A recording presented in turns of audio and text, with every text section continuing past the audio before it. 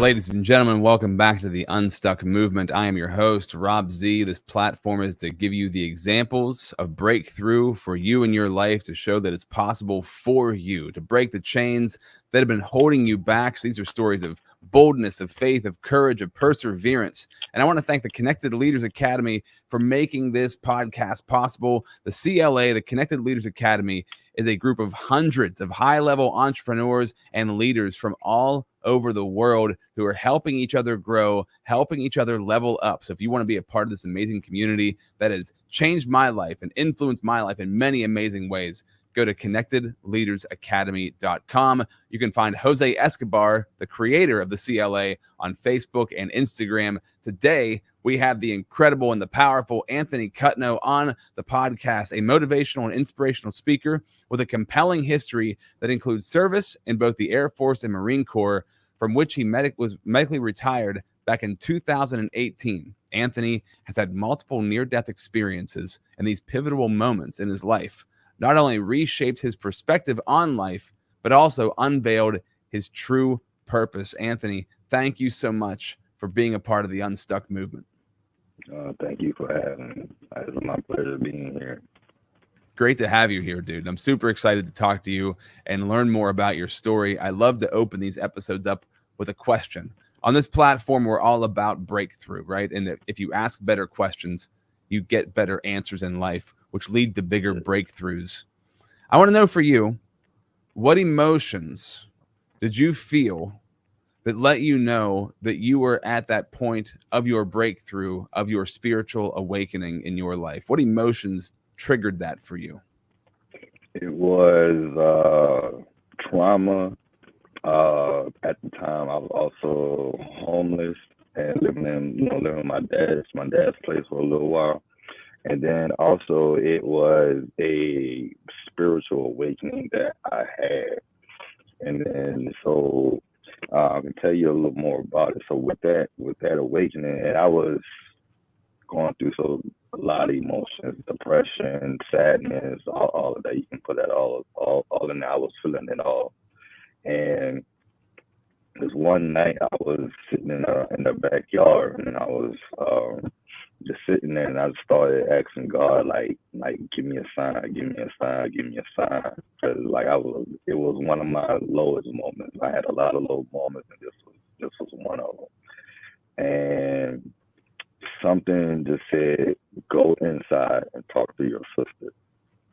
That's all I heard. Someone said, go inside, talk to your sister. And I was looking up at the sky, and I was talking to God and stuff. So as I'm walking inside, and as I'm talking about remembering, I wasn't really moving my legs. Like, I didn't get up. And so it must have been the Spirit or the Holy Ghost, or whatever we want to call it, that was moving me.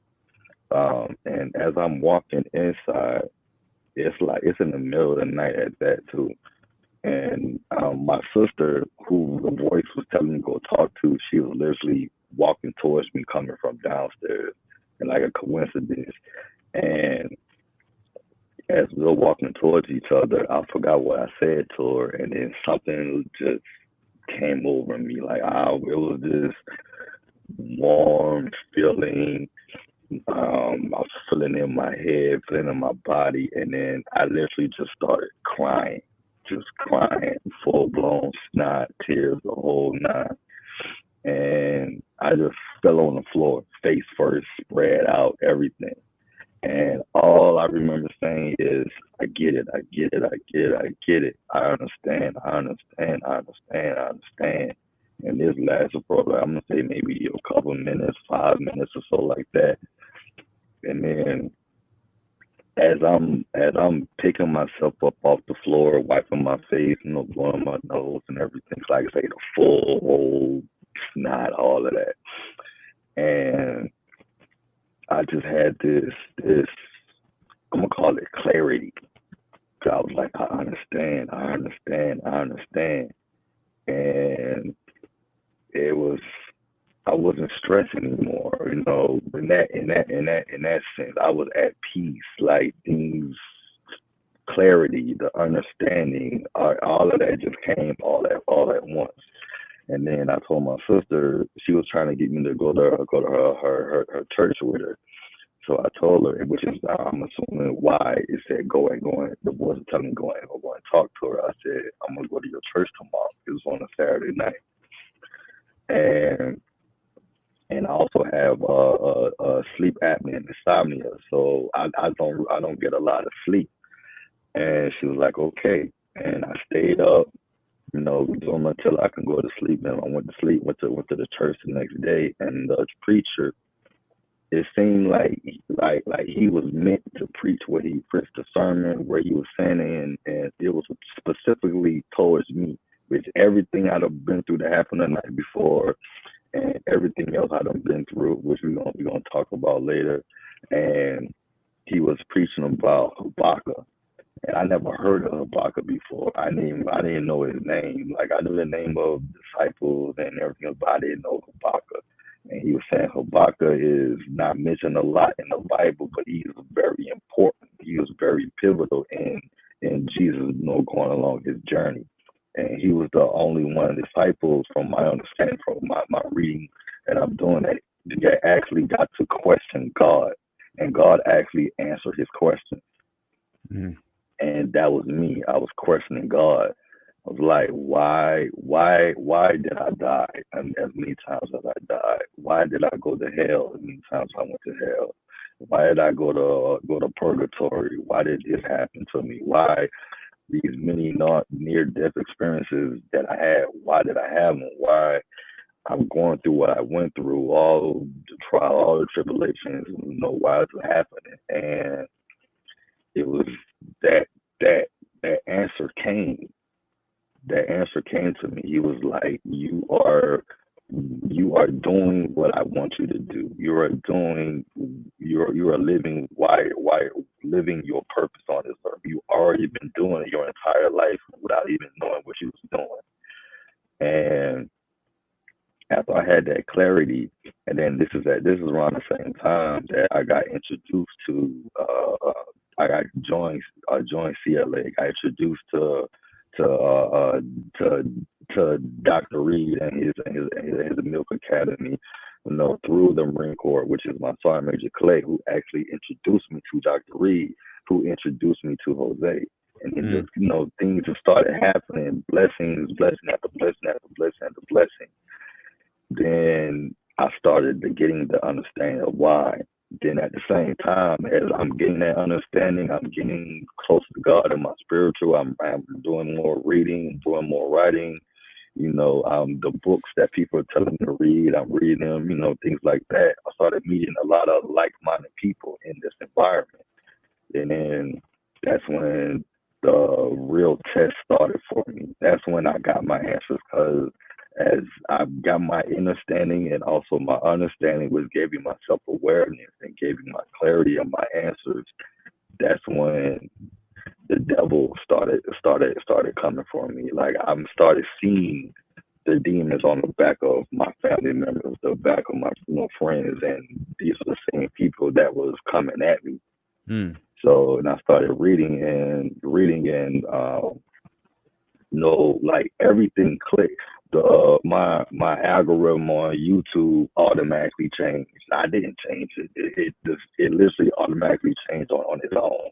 My Instagram, the reels I'm getting on my Instagram, on my Facebook, they automatically just started changing to spiritual, to the angels, to the 7 stages of going through a spiritual awakening. What happens when you have that spiritual awakening, and what happens after, like everything just started changing. And that was my clarity. I needed that God was actually talking to me. He was really talking to me. Like I can hear the voices and everything else. And emotionally, I got better emotionally, because I was very angry. I was very low down, depressed, all of that. I dealt with suicide, multiple times, and all that stopped. I still have challenges that came up and everything else, but it clicked different for me. I handled it differently, and this whole entire time I'm going through all these things I was going through, all these issues and everything I was dealing with, I was still at peace. I still had that calmness. I still had all of that. And then I wasn't as emotional as I was before. It did happen every now and then, but it wasn't the same. I handled it differently. And, voices started talking to me like, do this, and this, and this, and this, and this. And then my memories started coming back from when I was a kid, because from a kid all the time till my mid-teens, late teens, I literally don't remember anything about my life. Nothing. I go off of what people tell me. And then after this happened, those memories started coming back. And it just, everything changed. Everything in my life changed. I see why I went through what I went through. Like, I can see the end of what was happening. And then the realization started happening. And I never had these things happen to me before. I never have. And it was like, this is why this happened. And because this happened, you met this person and they did this. This happened. And then because of this happened, you was able to do this. Because of this happened, you was able to do this. And then the reasons why they happened came. And I started praying more, talking to God more, and things just started clicking, just started happening. And then at the exact same time, other things in the world started happening. But I have the understanding of why. My emotional state changes, the way I carry myself changes, the things that I do changes, my music that I listen to automatically changes without me doing anything on my own. It just happened. And that was God. That was God. That was his angels that he had watching me. This is why. And going back to the actual spiritual awakening I was having, even though I was laid out on the floor crying, not saying I wasn't sad. I wasn't scared. It was like emotional calmness, I guess you can say. And then right after it, I slept. I went to sleep.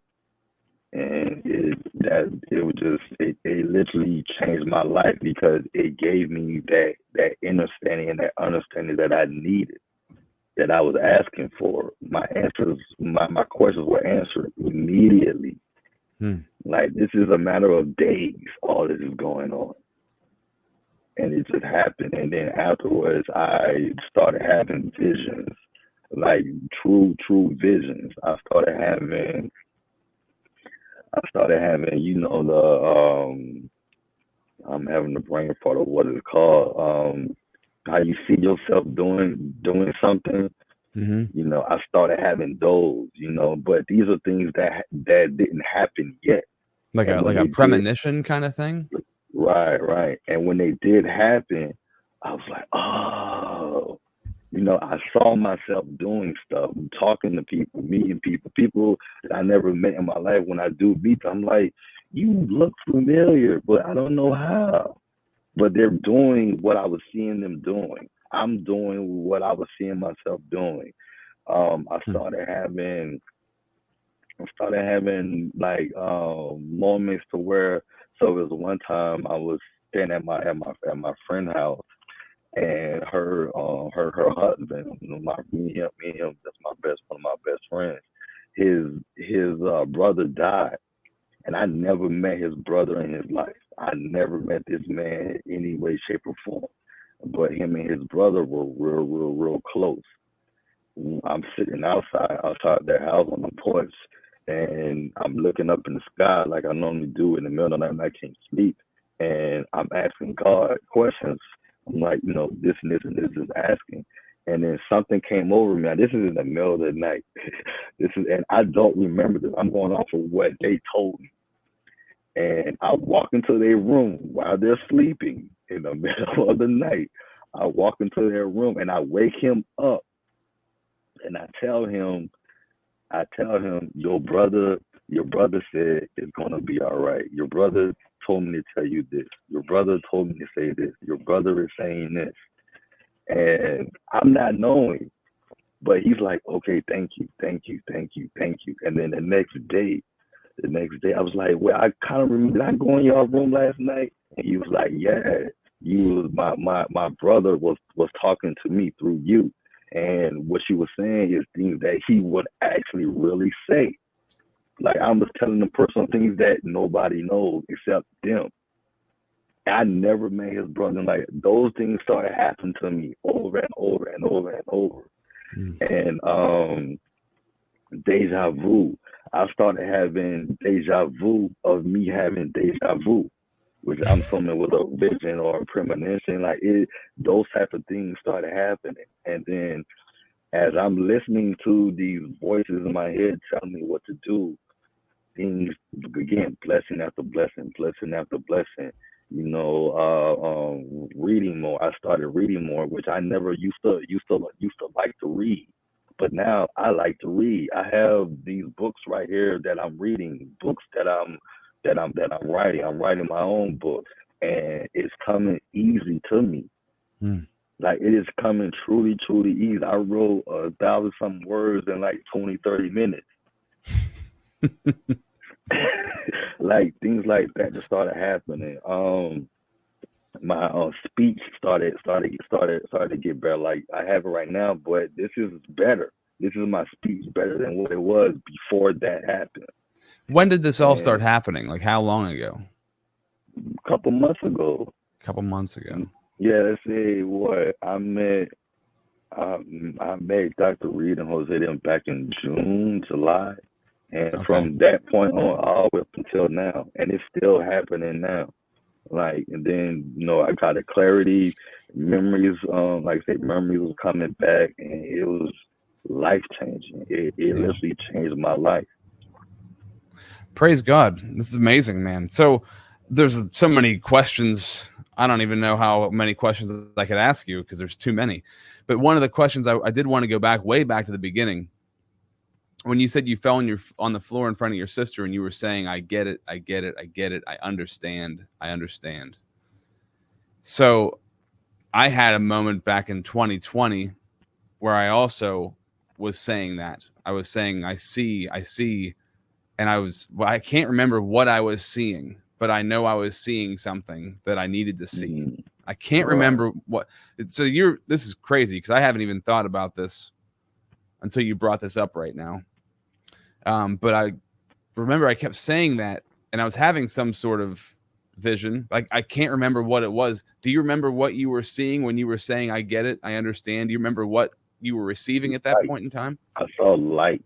Like, my eyes was closed, but I saw light. I saw a big, bright light. Yeah, that's all I saw.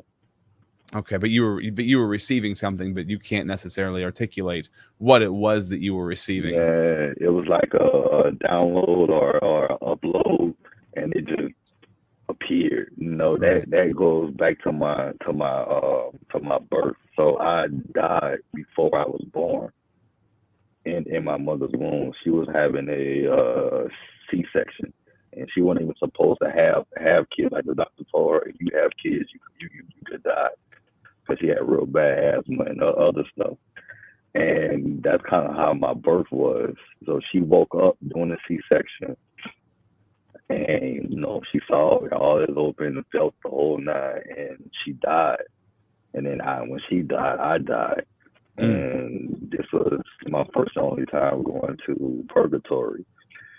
And something was God was like, you haven't even lived yet. I'm not done. You haven't even started yet. And this was like, maybe I'm guessing maybe like a minute, second, little over a minute. I'm just guessing how long it was. And poof, I came back. The doctors ain't bring me back. I wasn't supposed to. My mom was. They brought her back, but when they brought her back, I was still dead. And all I can hear is screaming, screaming, screaming, screaming. And my mom and my dad, they verified that this actually happened. Wow. And I just came back to life. I just came back. So, and you remember this as an unborn baby being in. This came back when I had like the spiritual awakening, the clarity, my memories. All these came. Wow. Okay. So I have more questions to ask, obviously.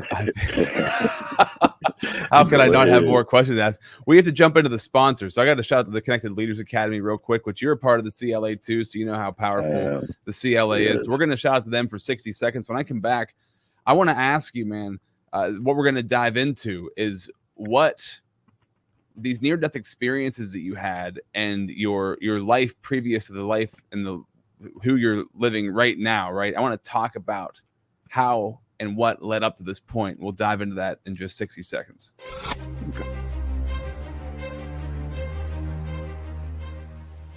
Hi, my name is Jose Escobar, and I'm the founder and CEO of the Connected Leaders Academy. We're a growing tribe, a community of entrepreneurs all over the world, globally, all across the country, high performers, titans of industry. If you're an entrepreneur and you're looking to grow personally and professionally, scale your influence, develop your skill sets, move the needle in your business, more clients, more money, more profit, the bottom line, and of course, grow your circle and your network like never before, this is where you want to be. Join the Connected Leaders Academy today. We are scaling massively. We want to welcome you in. Check me out on Instagram and on Facebook, the @ JASCO25. We look forward to having you join us. Take care. All right, Anthony. So let's travel back in time here, because some of the stuff that you said while you were going through your story there at the beginning, one of the things you said also that you don't have any memories of your childhood, right? Right. So I also don't have very many memories of my childhood. So that's very curious to me, because I've always wondered, like, why don't I have any memories of whenever I was growing up? Like, there's very few. It's like a couple blips. I don't know. There's not a whole lot there. So I don't know if you have any insight on that, just for as a personal question. But also, you said that going through all you went through when you were younger, you were already doing what you were supposed to be doing. So while you're going through the struggles and stuff earlier in life, like, all of those things were supposed to be happening to lead you up to where you are now. What was your previous life like leading up to now? The near-death experiences, like, what all went on? So the first thing I'm gonna start with is I have this scar right here. So this scar right here, this comes from 2-3 brain surgeries I had growing up. So, like, I have a metal plate in my head. This is the exact same original plate from the first surgery that was put in from when I was about 6-7 years old, something like that. No, this was put in. Yeah, I was right before I hit puberty. That's when this was put in. Everything originally happened when I was like 5 or 6 years old. So we was living in Atlanta, man. And I want to say it was Applewood's Apartments. What's the name of the apartments, I believe? It was things in Fulton County. And we was living in those apartments, and this was before my parents were on divorce. And I was a rough little kid, stereotypical boy, playing with my dad. Somehow, some way, I ended up on the counter, and I just jumped. And he tried to catch me, but obviously he didn't. I hit the floor and busted my head open. Went to the hospital, and I believe I died then, but I don't remember what happened. I don't remember what happened, but I know like that happened. I had to have a bunch of surgeries, and I pulled through, obviously. And so from then on, I had to learn how to do stuff again, write, read, all that stuff all over again. And then I I don't know why they did another surgery. They had to go back do another surgery, say a couple of years later or something like that, and then that's when they put in the plate. And as I'm going through life, the plate is deteriorating. The scar tissues and everything from the plate and stuff is going inside my brain, and it fused to my brain, fused to my skull, and all that stuff. And though they thought I had, issues, learning issues and stuff, but I didn't. So I was going through life, went through life, and my parents divorced. My dad, he did what he did. My mom, she did what she did, moving back and forth, dealing with all that stuff as a kid, growing up in New Orleans, dealing with living that life in New Orleans. Like I was that stereotypical kid, who mom kept up in church, Seventh-day Adventist. Some of my family members are Muslims, some of them are Catholic and Baptist. They all have different religious views. And in New Orleans, I was in the streets. So I was fighting a lot. I was angry a lot. Somebody say something, I'm going off. This and that, and that living that life and life that I was not raised to live. I'm just gonna say, I was not raised to live the life that I was living. And we look at me and my sister who grew up together. We have totally different lives, living in the same house, and different set of friends and everything. Everything about us is different, but we live in the same house. We get along and all that stuff, but it's just two different lives. And then I finally I got put out of school. Like in New Orleans, we have parishes. I got put out the parish. I was about to go to prison. Drugs, all that stuff, weed, all that stuff. That was me. And I would say the change was when I got put out the parish and had to go and live with my dad in Atlanta. So I don't know what was done to actually keep me from actually being arrested and going to prison, but that's what they were trying. That's what was about to happen to me. And again, it was from violence. I was real violent. Like that was my thing. And going to Atlanta, coming from New Orleans at that time, Atlanta and New Orleans had their own violent beef going on because of music. So as soon as I get to Atlanta, and I was dressed till I had baggy pants, I had a big old afro, my hair braids, my braids come all the way down my back. Like I go to school with an afro, I come back home with braids. I go to school with braids, I come back with an afro. Like it was like that. I had my real strong New Orleans accent at that time, so they knew how I was, and I call myself a extrovert because for whatever reason people are drawn to me.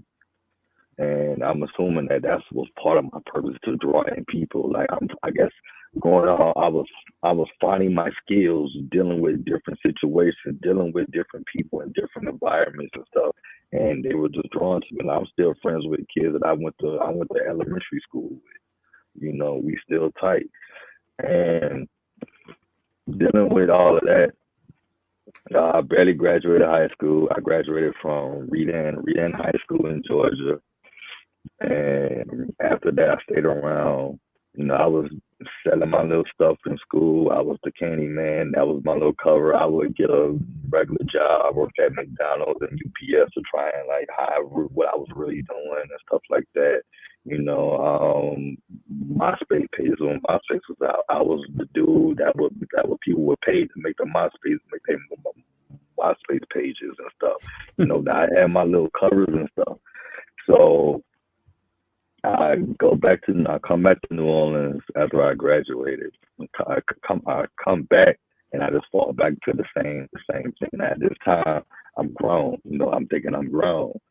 I'm still doing the same thing and I was doing before I left. and that was me. I'm taking that was me learning what not to do, but still having those experiences so I can speak about them and reach people that was going through those experiences, that lived that life, that went through that life. Like I still have those connections, and that I can actually speak on.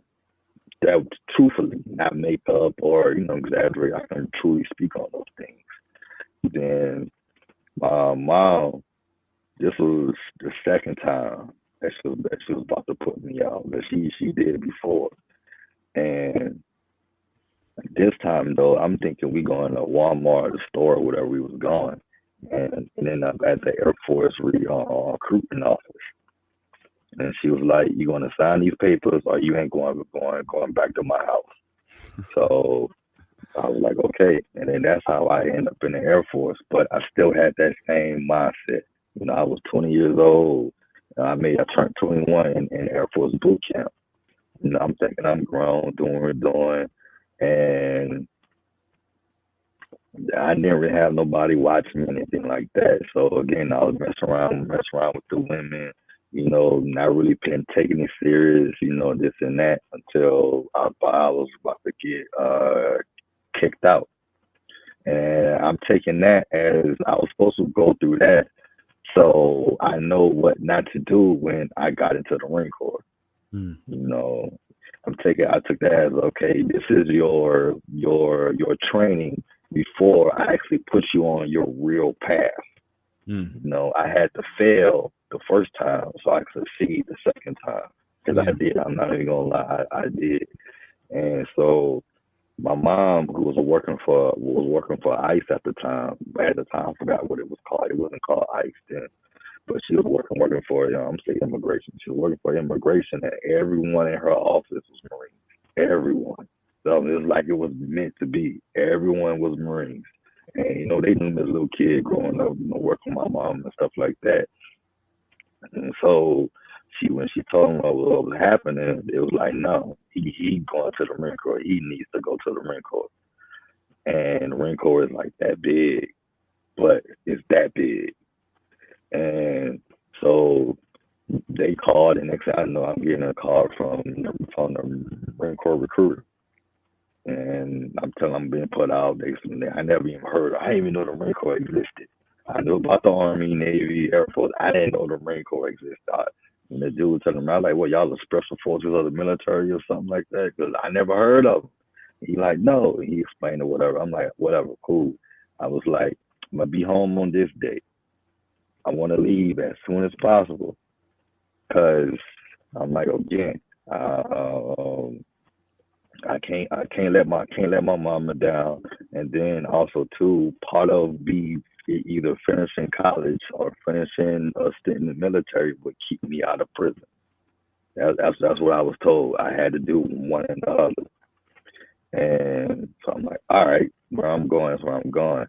I was talking with the Army then to go be a one officer flying helicopters or tanks in the Army. And told him I was talking with the Marine Corps, this and that, I told him the same thing I told the Marine Corps. I'll be home on this day. Whoever walks out that door and shake my hand first, that's where I'm going. If both y'all come out at the same time, the first one to shake my hand, that's where I'm going. Army recruiter stopped talking to me, nothing. Next thing I get home, the two Marine Corps recruiters come walking out my mama's house in their uniform. They've been there for over an hour talking with my mom. So, and then that's how I ended up in the Marine Corps. And through the Marine Corps, I went directly over on seas. And I stayed overseas. I did Japan, all over Asia, Mexico, all the way down, all through Central America. You name it, I've done it. We on the internet. I'm just gonna leave it at that. And so that gave me that. I take that as that gave me the worldly knowledge that I needed to speak on what I saw, speak on what I went through, have the actual physical world evidence of what I went through. I have little scars from it on my hands and stuff like that, But like, I'll keep back in mind, I still have this in my head. This right here is an automatic disqualifier for the military. I wasn't even supposed to join the military, but I joined too. Like, people still trying to figure out how I joined. My mom had all the paperwork, and she's like, I give everything to my mom because she put me on this whole journey. She had the paperwork, I graduated high school. I didn't have no real issues. I'd never been arrested. So all of that stuff played a part into me actually being able to join the military, join the Marine Corps. And so I go through the Marine Corps. I didn't have a lot of issues in the Marine Corps. I really didn't, I really didn't have a lot of issues, which is, I tell you something that I wasn't supposed to, because I was on the path I was supposed to be on. I'm going to this country. And I'm not going to the tourist areas. I'm going to the regular people, the poor, going in the hoods, going in the little 10 cities, because there's people living in 10 cities in a 10 house. So that's what they have. The roof was 10, the walls was 10. That's how they live. I was in countries working with all the alphabets, doing what they was doing and all that stuff like that. That gave me that understanding. That gave me that knowledge. But at the same time, it was building up my understanding. I'm like, okay, this is the real world. This is the rest of the world, because I never seen the world. I never been on a plane. And so that gave me all that knowledge that he wanted me to have, the experience that he wanted me to experience, meeting the people he wanted me to meet. Because I'm still friends with these people to this day, over 20 years. I'm still friends with all these people. And then towards the end of my career is when the real test, to me, I say the real test started. Because towards the end of my career, now mind you, I joined with this. This has never been an issue. I got asked about it, but it has never been brought up. Then one day out the blue, and if you ever watch this, I'm so sorry that I forget your name. It was a Master Gun. I think it was Master Gun's Bell. He come to the office to check on us, and he asked me about this. So I kept a lot of sticky notes around, a lot of little notebooks around, to help me with my memory issues and to keep me in line.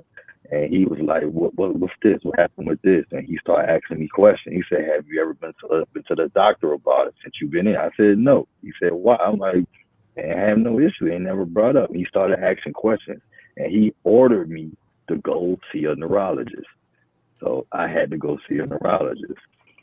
At the same time, Sergeant Major Clay, who's my mentor, this man who his book just came out. I got his book right. His book just came out. Like, this man saved my life.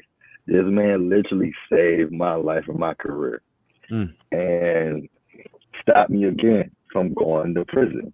He literally stopped me again from going to prison.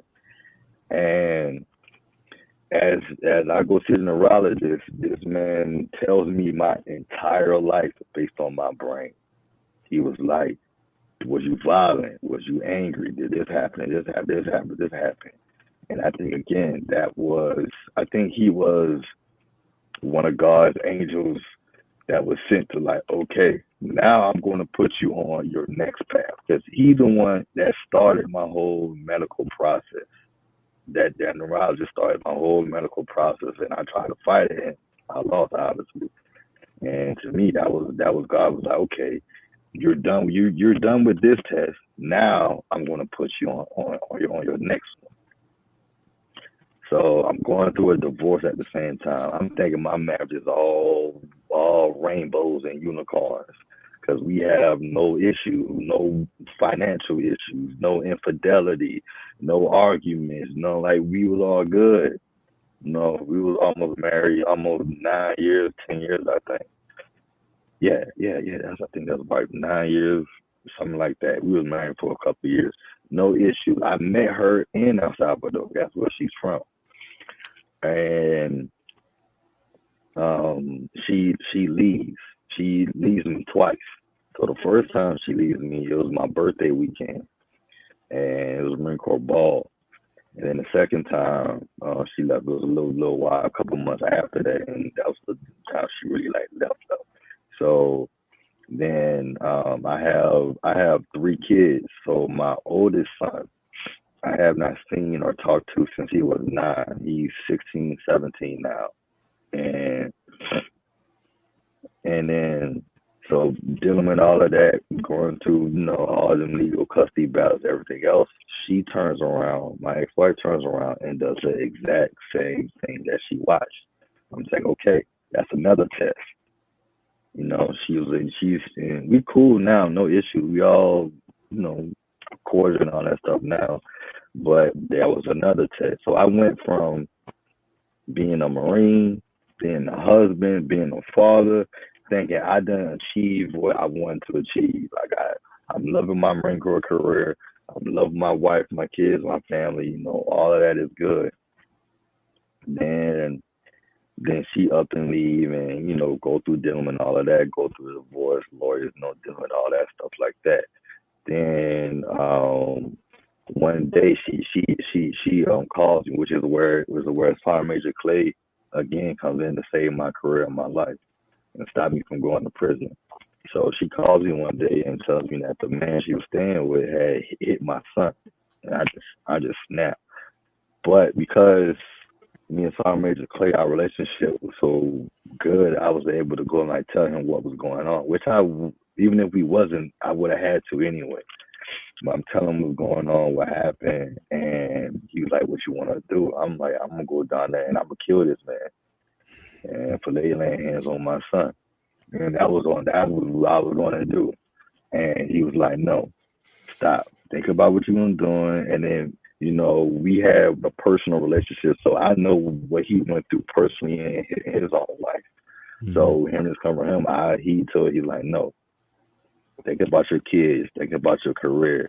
Think about what's going on right now." I was about to get promoted, which I didn't because I had to get medically retired. But he's like, "Think about all this stuff for He's like, "Don't go down there by yourself." So he makes me call somebody. So I called my little brother. So I called my little brother, and I tell him what happened and what I'm about to do. I'm like, "Your only job is to make sure I don't do anything to this man that makes me go to jail. And that's all you there for." So I drive from North Cross, Georgia, down to Warner Robins. Everybody know that's a 2.5-hour drive, 3-hour drive. I got down there in less than an hour, and cause that's how heated I was. So I got down there, got her, I got my ex-wife and my son, and I come back. So to make it short, I signed my divorce papers the day before my retirement ceremony. So I get divorced, I get custody of my son, and the very next day I retire. I retire from the Marine Corps, and both my sons are there. My oldest son is at my retirement, and my middle son is at my retirement. He's named after me. My family is there and stuff like that. So I go from being married, kids, being a Marine, a recruiter, and boom, now I'm a retired, disabled, single father. So deal with all of that. And I'm like, that's another test that I have to go through so that that is something that I can actually speak on because I lived it. I can speak on it, talking to other single parents that are divorced, other single fathers, other veterans that went through. Because I know veterans who wives messed them up while they out in Iraq fight for their life. Their wives are back home, drain their bank accounts. Their wives are back home cheating on them. Their wives are back home doing all type of stuff that your husband, your spouse is overseas, literally fighting for his life, literally killing people so he don't die. And you up here doing that. I can speak on those things. Then I can speak on how it is going through a single father, dealing with the court system. I'm still dealing with it now. I've got all 3 of my kids are in different states, and I'm going through the court system in all of them. I can speak on that. That is that trauma. That's where my depression came in, my suicidal thoughts came in. You know, my one suicide attempt came that know that you saying it right now, you the first person my family don't even know. You know, that happened. You know, going through life, going through depression. You know, my beautiful little princess. You know, she came along when I was depressed and going through all these issues, financial issues, this and that. Luckily for me, my sister, my sister moved in with me to help me through all of that. You know, she moved in and helped me through all of that. She was there with me, so she was there to make sure I didn't do none of that. You know, living that life. Then I go dealing with all of that, and then what happened? The complex raised the rent. I just couldn't afford it anymore, so I move again. I come back here to Louisiana, and I move again. And then my cousin, he comes and stays with me again, because how I am, you know, I can't live by myself. I have the medical breakthrough. You know, I have seizures and I have epilepsy at the same time. I have a rare seizure. I don't fall out. I don't convulse. I just have them. I have them in my sleep and while I'm awake. So go dealing with all of that. My little girl is born. You know, she saved my life when she was born. Because she gave me another purpose. Because now I have a little girl. I'm like, I have to be here for her. I have to be here for my other kids. So that gives me a different mindset. And then that gives me a different outlook on the women. I'm like, she is my karma from how I treated other women. Because I ain't gonna lie, I was out there. I'm like, now, okay, I cannot let what happened to her because what I was doing. So I'm like, I would not want no other man treating women how I was doing with her. So that's another, to me, as another sign from God. You need to change. That's another sign. So I change. I do all of that. But yeah, just to jump in for a second, this message I keep hearing throughout this is making your message, right? All these things, all these lessons that you made, or lessons that you had to learn throughout this whole process, and God has taken those and turned those around into a message for you to help other people with, and it's given you so many experiences that you can apply to your life, that you can apply to helping other people with. And I talk about this all the time on this podcast, but I mean, your story really is like a true turning the mess that may have happened throughout the times, turning those things around, using that as something to help other people with. And just because of the time restraint, I want to know, like, so leading up to something you had left me with when we were going to start this conversation, you said that there was something that you saw and heard and you were told when you died. What I saw, heard, and was told when I died. Yeah. And to live what you speak. And I'm sorry to like kind of paraphrase where you're going here, but I want to find out like what is the meaning behind all that? What were you told? What did you see? That I was told, and I saw hell. So the second time I died, I went to hell. And the second time I died, I was on a movie set. So on Louisiana, I used to do. I was a background in movies and TV shows, and I was on set. I was on set one day, and I was on a video call with my sister. And in the middle of me talking, I just passed out. And this is again from, I don't remember. I'm going off of what other people told me that they saw and what happened. And I was talking with her, and she would say I'm in the middle of talking, I just pass out. And I was a John Doe for I think a day and a half or something like that. So during that time, I went to hell. and I'm standing next to a demon. I'm say he's a demon, he's a shadowy figure, and all I can see is these red, fiery eyes. His eyes was like orangey, like you're lit. Think of your lit logo, except that red is red, and the yellow part of your logo, that was the fire that I saw in hell. And his eyes, he got me standing on the side of this cliff, and I'm in this cavern type of thing, and all I'm seeing is these souls just falling, and as they're falling, they're being snatched up, like come here, and I can feel the heat. I can smell the heat. I can taste it. To this very day, like right after this happened, everything that was cooking, whether it be frying, baking, or whatever, everything brought me back to that.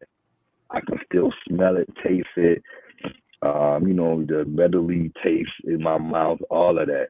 And I'm watching these souls being tortured, being snatched up, all this stuff. And the demon was like, this is where you're going.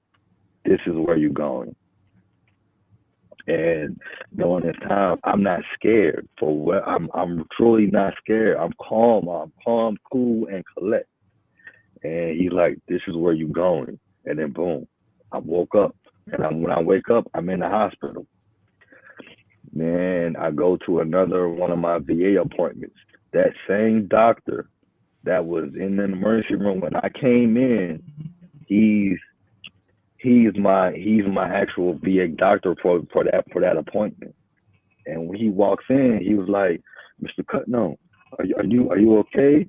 And I'm like, yeah, I'm all right. He was like, I was your doctor when you came in, when you had passed out. Like, you didn't have a pulse. And I asked him about it. He was like, I wasn't breathing, I was unresponsive, the whole nine. All I had was a little pulse. I had a little pulse. And that was the second time I died. And when I came back, I had another clarity. Like, I was legit scared. Like, I need to change. I need to do better, because I had that clarity. Like, I don't want to go back to hell. And then the other time was, so I have my equilibrium is off. I be dizzy because of my brain and my head stuff, and my back issues and little medical issues. And I ended up falling down the stairs. So the stairs outside my apartment, they were metal and concrete stairs. And I went down head first, because when I passed out, I remember passing out and waking up as I'm falling down these stairs. But as I'm passing out and waking up, I'm going to hell. And there's another shadowy figure who got me standing in this long little hallway. All I'm seeing is doors on each side, and I can hear the bandman screaming, all that stuff. I'm assuming the soul's being tortured in hell. The same thing with the heat. There's no fire this time. They're just little dark little hallway rooms, and you can see it. You can see everything down there, and I couldn't see the end of the hallway, and he's like, this is where you're going. And I'm assuming, I'm going to say that because he had the blue fire. I'm assuming that was an angel taking me to hell. Was like, if you don't change your life, this is where you're going. You're going to be here. And I don't know what part of hell that was in when I went. I honestly, truly don't know. I tried to research it. I don't know. And he was like, this is where you're going. And I wake up. And as I'm waking up, I can feel hitting my head on my neighbor's door that was stay below me. And as I'm falling down the stairs, and I'm hitting my head on the stairs, on the side of the stairs, going back and forth. And I'm literally, this must be like muscle memory from the Marine Corps or something, because as I'm coming to, I'm picking myself up off the ground. And I literally just get in the car, and coincidentally, I was going to the VA. I was going to the VA for a VA appointment. So when I get there, I tell them what happened. And they do a little test and stuff like that. I had blood on my brain. Like, my whole time was leaking blood from under the plate. And that put, again, I have that mentally taste, I have that smell. Like, even as I'm talking to you to this day, I still have all of that. Right now, I still have those memories. That if I have issues sleeping, even more now, because I have those memories, those voices, those screaming, all of that vision in my head all the time. Even while I'm awake, walking around, I have all of that still in me all the time. And this shadowy figure, I'm gonna call him an angel because he's blue. So I'm gonna call him an angel. The angel got me held with the blue fiery eyes, and his eyes are bright blue. It's like a sky white blue, and the flames. It's like, this is where you're going. This is where you're going. And so I tell my VA doctors what happened. They do all little tests and stuff like that. And I have signs of someone that died and came back. I have the medical, physical signs of that. You know, my body, my mind, all that's still not the same. And another time, I was sitting on a levee here in Louisiana. I was sitting on the levee, and I started having a seizure. And as I'm having a seizure, I'm throwing up the white mucus because wasn't really no food coming out. It was all the mucus or wherever it was coming out, and I pass out. And as I'm coming to, all I'm seeing is this bright light. And this doesn't happen every time I pass out. Sometimes I just wake up, or sometimes I have real, like, I wake up like a reboot. I have new memories. Some are mine, and some are not, or some, and they're similar. So I'm like, okay, maybe there's an old memories coming back. And this time I have this light as I'm coming to, and all I see is a little hand just coming grabbing me, and I sit up. When I sit up, I get myself together, and I'm fine. Like, ain't nothing happened. And I was on the phone when this happened, and I told my cousin, like, I'm having a seizure. And I told her, like you saved my life, because she kept talking. She's like, are you okay? Can you hear me? You listening? And this is the second time it done happened to me. My friend, I didn't tell her because she'll be freaked out if I told her this happened while we was on the phone. But again, they come and pick me up. I'm like, okay. And then I have another set of clarity and memories and stuff like that. And those changed my life. That let me know that I have legit visions. I have, like, God is legitimately talking to me, speaking to me. You know, I get little voices. Don't do this. Don't say this. Say this. Watch this. Do this. I literally have that, and that let me know that I'm on a path. And then once I had the spiritual awakening, that gave me the clarity, and then the awareness. And I was reading Dr. Reed's book. I was reading his first book, Mud. I was reading that book, and reading that book and going through all of this, going through the thing, the spiritual awakening, at the same time talking with him, talking with my sergeant major and other Marines that are like-minded like me, I'm talking with them, because one of my friends, his name is David. He's a bishop. Talking with him and reading what I'm reading, and again, like I told you, my algorithm changing on YouTube and everything else. That was God talking to me, because literally when I was sitting down, put on YouTube, literally what comes on is what just happened to me or what I was thinking about, and it gave me the answers, and that let me on what I'm doing now. And yeah, that is it. That changed my life. That changed my personality. That changed everything about me.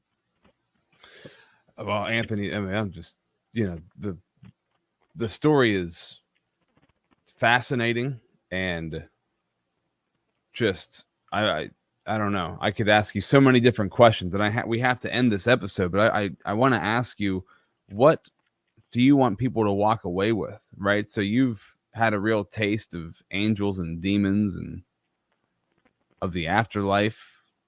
It's real. And I told you about this before we started. There's a book, Heaven, Imagine Heaven, that is an amazing near-death experience book that has really, it's built my faith up so much, so incredible. What do you want people to walk away with? Like, obviously, you have a message to share with the world, and the story you just told me of your life in this episode. What should people be walking away with? What do you want people to take with them? That heaven and hell is real, and whether you're a believer or not, you need to take it seriously. You need to read every version of the Bible that is written, and every version of the Bible that has been changed to the current version that we live now. Because the Bible that we read now is not the original version. It is out there. You can find it. And that change your life. If something's not right, you feel it's not right, you know, everyone knows about God. Everyone knows about Jesus. Everyone knows about heaven and hell and all of that. Take it seriously. It is real. I've experienced it. I am the example, which is the title of my book is becoming out soon. The example. All of this will be in that book. Like, take it from someone that I'm not gaining anything. I have no reason to lie. Everything I said, people that are watching it, people that know me, they will call me out. From other Marines to my doctors to my family. So I literally have no reason to lie because I will be called out on my lies. If I am lying, I will be called out. Like that's what we do. So what I'm saying is true. It is real. Take it seriously. Change your life for the better. Start living what you speak. Start living what you pray for. If you want to pray for happiness, clarity, and all that stuff like that, change the way that you live. Change what you listen to. Change everything about your life. And find like-minded people that will call you out and that will motivate you, that has your back and have nothing to gain by what you're doing, that will root for you in what you're doing. And I believe one of my little things I came up with is that you are going to hear what I say. And if you don't hear, you're still going to hear me talking. So you're still going to hear what I say no matter what. And I know I'm one of the few people in this world that know their God-given purpose for being alive, because I'm still alive after dying. And many times I died, living with what I went through. I every night that I go to sleep, I could die in my sleep every single time. Taking a nap can kill me. Stress can kill me, but I'm still here. Mm-hmm. I have migraines. I have headaches. I have insomnia. I have sleep apnea. I have epilepsy. I have seizures. I have fibromyalgia. I have general arthritis in my spine. I have all these medical issues, but I'm still here. And I'm going to keep doing what I'm doing. I am not a perfect man. I am a sinful, perfect man that is being better. Learn to be better. I'm not perfect. You know, I still dealing with issues that I deal with, but nobody is perfect. Nobody can do this thing in the world alone. You can't do it. And we are not human beings. That is one thing that I do know for a fact. Every single human being on this planet is a spiritual being in human form, whether that be a spiritual being from hell, or that being a spiritual being from heaven, a spiritual being from purgatory, or wherever. We all are spiritual beings in human form. We all have a purpose. You know, some are here just to help a person. Some are here to help people. Some are here to be bad. You know, because you cannot have the good and bad, the yin and yang. You cannot have them. You cannot have all good. You cannot have all bad. You know, some people are legit here to be a bad person. They're here to commit murders and this and that, because that's how we get tested. Through all our trials and tribulations, that's how we find ourselves, our self-awareness, our understanding, our understanding. We are here to live the life that God wants us to live. no matter what that life is, we are here to live that life. Some people are here to suffer so that they can be lessons to somebody else. Yeah. But, oh man. Yeah. Thank you. Thank you for sharing, and thank you for your story. I wish I had more time to ask more questions because it's really interesting, man. And I'm really interested to see where your journey goes, where this story goes for you and how it continues to progress. Before we sign this off, do you mind if I pray for you real quick, man? I feel called to pray for you. Yeah, dear God, I thank you today for Anthony, for bringing him, just for bringing this story to me, for getting him connected to me, Lord. And I just thank you that you've poured out your spirit on him to give him visions of the future and visions of what's to come, and also visions of what's to avoid, and to be a voice in this world who's helping people steer them away from the destructive things that are going to lead them to hell, and letting people know that hell and heaven are real, as a man who's experienced this for himself. So I thank you for that. And I just want to bless him, continue to bless him, strengthen him on his journey, give him more revelation for his story to share with people on his journey. And I pray that all in Jesus' name. Amen. Anthony, thank you, brother. Thank you for being a part of the Unstuck movement. Absolutely, man.